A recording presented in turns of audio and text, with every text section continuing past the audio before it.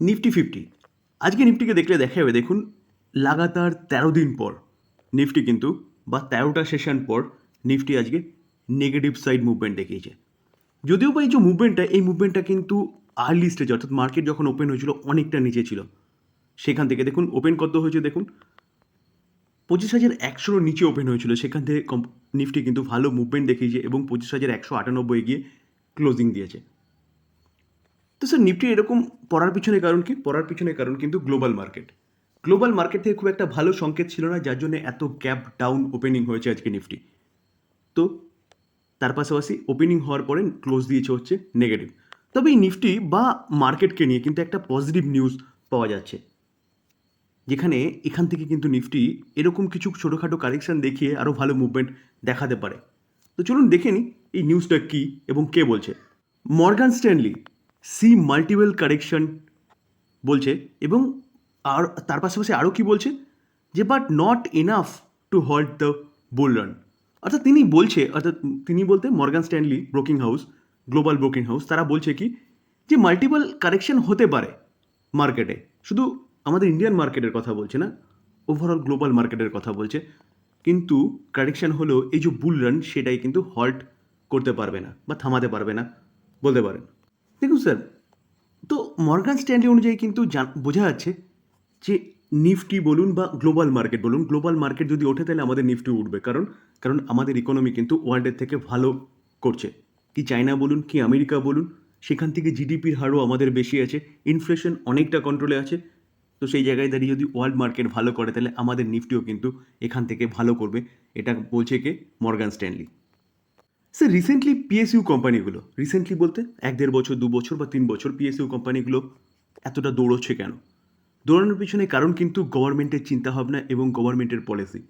দেখুন sir, civil aviation minister K R Naidu indicate করছে কি যে India plan to manufacturing indigenous planes. দেখুন এই আর্টিকেল দেখলে দেখা যাবে civil aviation minister K R Naidu তিনি ওয়েনেসডেতে বলছেন কি যে একটা কনফারেন্সে দিল্লিতে একটা কনফারেন্সে তিনি বলছেন যে ইন্ডিয়া খুব তাড়াতাড়ি কিন্তু এয়ারক্রাফট ম্যানুফ্যাকচারিং একটা হাবে পরিণত হতে চলেছে। দেখুন, aircraft manufacturing to make a nation A global hub for aircraft manufacturing. তো স্যার এয়ারক্রাফট বলতে যুদ্ধ বিমান, সেই জায়গায় দাঁড়িয়ে ইন্ডিয়া হাব হতে চলেছে বলছে কে আর নাইডু।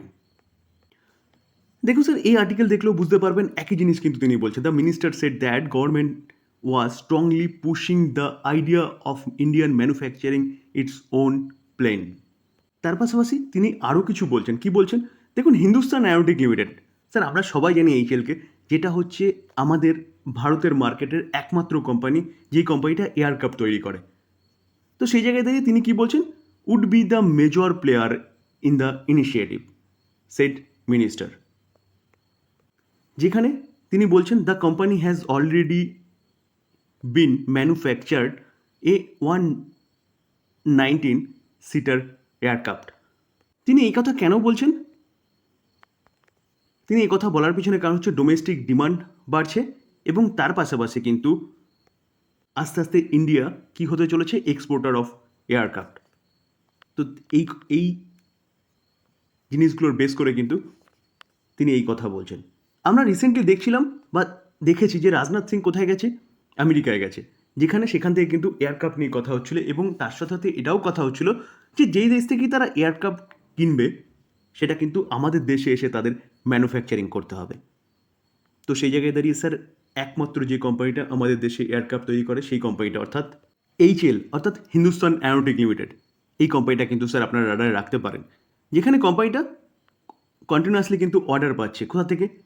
ইন্ডিয়ান এয়ারফোর্স থেকে। আমরা কালকেও দেখেছিলাম যে ডোনিয়ার এয়ারক্রাফটের কিন্তু অর্ডার অলরেডি ডিফেন্স মিনিস্ট্রি থেকে দেওয়া হয়েছে, মানে অ্যাপ্রুভ করা হয়েছে, এখনও অর্ডারটা আসেনি। তার পাশাপাশি 26,000 করোড়ের একটা অর্ডার আমরা দেখেছিলাম যে কি আসতে চলেছে সুকুইকে নিয়ে। তো এই কোম্পানিটা কিন্তু অনেক দূর পর্যন্ত যেতে পারে স্যার। কোনো বাইসেল রেকমেন্ডেশন নয়, কোম্পানির গুরুত্ব সম্বন্ধে নিউজ পাওয়া যাচ্ছিলো, সেই নিয়ে আমরা গুরুত্ব সম্বন্ধে আলোচনা করছি। এটাকে বাইসেল রেকমেন্ডেশন একদম নেবেন না স্যার। দেখুন কোম্পানিটা অলরেডি কিন্তু একটা ভালো মুভমেন্ট দেখিয়েছে। 1 বছর দেখলে দেখাবে কোম্পানিটা 145% রিটার্ন দিয়েছে। আমরা যদি 5 বছরে দেখলে দেখাবে 1344% রিটার্ন দিয়েছে। কেন? কারণ কারণ একের পর এক অর্ডার পাচ্ছে, যার জন্য কোম্পানিটা কিন্তু এতটা ভালো মুভমেন্ট দেখিয়েছে। ভবিষ্যতেও কিন্তু কোম্পানিটা ভালো মুভমেন্ট দেখাতে পারে। স্যার ভবিষ্যৎ মিনস আমি লং টার্ম ইনভেস্টমেন্টের কথা বলি। আমি কিন্তু 1 বছর 6 মাস সে ইনভেস্টমেন্টের কথা বলি না। লং টার্ম মিনস যদি ডেফিনেশন চান তাহলে মিনিমাম 5 বছর। তো স্যার এই কোম্পানি নিয়ে কিন্তু আপনি চিন্তাভাবনা করতে পারেন। স্যার টোরেন্ট পাওয়ারকে দেখলে দেখাবে দেখুন চলছে কত 1731। তো স্যার পাওয়ার সেগমেন্ট তো একটা ভালো কোম্পানি, তার সাথে এই কোম্পানিটা কিন্তু রিনিউয়েবল সেগমেন্ট নিয়েও কাজ করছে। 1 বছর রিটার্ন দেখলে দেখাবে দেখুন এই কোম্পানিটা 145% রিটার্ন দিয়েছে, যেখানে এই কোম্পানিটা যদি আমরা 5 বছর রিটার্ন দেখলে দেখাবে 531% রিটার্ন দিয়েছে। তো স্যার পাওয়ার সেগমেন্টের এই কোম্পানিটা আপনি কিন্তু আপনার রাডারে রাখতে পারেন লং টার্ম ইনভেস্টমেন্টের জন্য, যেখানে শুধুমাত্র যে পুরনো পদ্ধতিতে পাওয়ার জেনারেশন, ট্রান্সমিশন, ডিস্ট্রিবিউশন করছে তা নয়, কোম্পানিটা কিন্তু এখন সোলার এনার্জি নিয়েও কাজ করছে। তো এই কোম্পানিটাকে নিয়েও কিন্তু একটা ভালো নিউজ পাওয়া যাচ্ছে। চলুন অ্যাট ফার্স্ট নিউজটা দেখে নিই। প্রথমে তো স্যার নিউজটা আগে দেখে নিই, যে সেপ্টেম্বর 4, 2024 নিউজ, যেখানে টোরেন্ট পাওয়ার কী করেছে, সাইন করেছে এমওইউ কার সাথে, মহারাষ্ট্র গভর্নমেন্টের সাথে। কত? 5600 মেগাওয়াট অর্থাৎ 5.6 গিগাওয়াট ওয়াটার পাম্প প্রজেক্টের জন্য। এটা কিন্তু স্যার অফিসিয়ালি খবর, যেখানে টোরেন্ট পাওয়ার ইনফর্ম করেছে এক্সচেঞ্জকে যেই মহারাষ্ট্র গভর্নমেন্টের সাথে মৌ স্বাক্ষরার। দেখুন এই যে 5600 মেগাওয়াট, সেটা কি পাম্প স্টোরেজ প্রজেক্ট তৈরি করতে চলেছে। তো স্যার এটা কিন্তু একটা ফাটাফাটি নিউজ বলতে পারেন এই কোম্পানির জন্য, যেখানে স্যার কোম্পানি কিন্তু কন্টিনিউয়াসলি ভালো পারফরমেন্স করছে, আর ভালো পারফরমেন্স করছে বলে কোম্পানিটা কিন্তু ভালো আপসাইড মুভমেন্ট দেখাচ্ছে। তো এই কোম্পানিটাও কিন্তু আপনি আপনার রাডারে রাখতে পারেন লং টার্ম ইনভেস্টমেন্টের জন্য। স্যার অনেকের কমেন্টস দেখছি যে টাটা পাওয়ার নিয়ে তারা নেগেটিভ চিন্তাভাবনা করছে, যে কী করবো টাটা পাওয়ার স্যার, কিনে ফেলেছি 450 450 কাছাকাছি, কন্টিনিউয়াসলি কোম্পানিটা নিচেই আসছে, তো এই জায়গায় দাঁড়িয়ে কি সেল করে দেবো? দেখুন স্যার প্রথমত আপনার চিন্তাভাবনা করতে হবে যে আপনি কত দিনের জন্যে কিনেছেন। আপনি যদি 6 মাস 1 বছরের জন্য, তাহলে আমার কিছু বলার নেই। যদি আপনি লং টার্মের জন্য চিন্তাভাবনা করেন মিনিমাম 5 বছর, তাহলে এই কোম্পানি কিন্তু এই জায়গায় থাকবে না, এখান থেকে আরও ভালো মুভমেন্ট দেখাতে পারে। দেখুন আমরা যদি চার্ট দেখি তাহলে 1 বছরের কোম্পানিটা 62% একটা আপসাইড মুভমেন্ট দেখিয়েছে। দেখুন কোম্পানিটা এই জায়গা থেকে কিন্তু রকেটের মতন উপরে চড়েছিল, তো কিছুটা নিচে এসছে। আমরা হাই যদি দেখলে দেখাবে কোম্পানি 52 খাই কত মেরেছে, 471, সেখান থেকে কিন্তু কিছুটা নিচে এসছে। দেখুন স্যার প্রতি কটা কোম্পানি যে কন্টিনিউয়াসলি লেফট থেকে রাইটে ওপরের দিকেই শুধু ছুটবে এরকম ব্যাপার নয়, কিন্তু চলতে চলতে মাঝে মাঝে কিন্তু কিছু সময় ধরে হল্ট করে। তো সেই জায়গায় দাঁড়িয়ে যদি ধৈর্য হারিয়ে ফেলেন তাহলে কিন্তু ভালো ক্যাপিটাল গেন তৈরি করতে পারবেন না, বা আপনি আপনার স্বপ্ন পূরণ করতে পারবেন না, বা ফাইন্যান্সিয়াল ফ্রিডমের যে স্বপ্ন দেখেন সেটাও কিন্তু পূরণ করতে পারবেন না।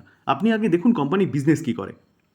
দেখুন স্যার যে কোম্পানিটা বিজনেস করে পুরোনো প্রসেসে যে পাওয়ার জেনারেশন, ট্রান্সমিশন, ডিস্ট্রিবিউশনের সেই কাজ তো কোম্পানি করেই, তার সাথে কোম্পানিটা রিনিউয়েবল সেগমেন্টে কাজ করছে, সোলার এনার্জি। তার সাথে কোম্পানিটা সোলার রুফটপ নিয়ে কাজ করছে, যেখানে গভর্নমেন্টের বিভিন্ন প্রকল্প সেগুলোতে তো কাজ করছে, তার সাথে ইন্ডিভিজুয়ালি বিভিন্ন কোম্পানির সাথে তারা টাই আপ করেছে, রিয়েল এস্টেট কোম্পানির সাথে, যেখানে যখন বিল্ডিং তৈরি হচ্ছে সেখানে কিন্তু সোলার রুফটপ এবং তার সাথে নিচে চার্জিং স্টেশনের কাজ করছে। তো স্যার এই যে কোম্পানি না, এই কোম্পানিটা যতগুলো বিজনেস করছে ততগুলো বিজনেসের কিন্তু ভবিষ্যতে ডিমান্ড আছে। তার পাশাপাশি ইলেকট্রিক ভেহিকেলস আসার জন্য পাওয়ারেরও ডিমান্ড ভবিষ্যতে বাড়তে চলেছে। তো এই কোম্পানিগুলোকে কিন্তু ব্যাপক কাজ করতে হবে। তো এই কোম্পানিটা আপনি আরামসে হোল্ড করতে পারেন যদি আপনি লং টার্ম ইনভেস্টার হন, আর ফার্দার বাই করার চিন্তাভাবনা করতে পারেন যদি কোম্পানিটা এখান থেকে আরও ভালো ডিসকাউন্টে আসে। স্যার আবারও ডিসক্লেমার দিয়ে রাখি, দেখুন স্যার আমি কিন্তু বাই সেল রেকমেন্ডেশন দিচ্ছি না, কোম্পানির সম্বন্ধে আলোচনা করছি লার্নিং পারপাস। কারণ রিসেন্টলি আমি ভিডিও বানাতে একজন কমেন্টস করে যে স্যার এই জায়গায় কি এই কোম্পানিটা বাই করা যায়। আমি বারবার বলছি স্যার আমি কিন্তু বাই সেল রেকমেন্ডেশন দিচ্ছি না, কোয়ারি ছিল সেটার উত্তর দেওয়ার চেষ্টা করলাম লার্নিং পারপাস। এবার আপনি কী করবেন আপনার ডিসিশন। তো আলোচনা এই পর্যন্ত। যদি আলোচনা ভালো লাগে, যারা চ্যানেল নতুন এসেছেন তাদেরগুলো প্লিজ চ্যানেলটাকে সাবস্ক্রাইব করবেন, লাইক করবেন, বেল আইকনটা প্রেস করবেন, তার সাথে অল বাটনটা প্রেস করবেন, নোটিফিকেশনটা কিন্তু সঙ্গে সঙ্গে আপনাদের কাছে গিয়ে পৌঁছাবে। থ্যাংক ইউ, ভালো থাকবেন।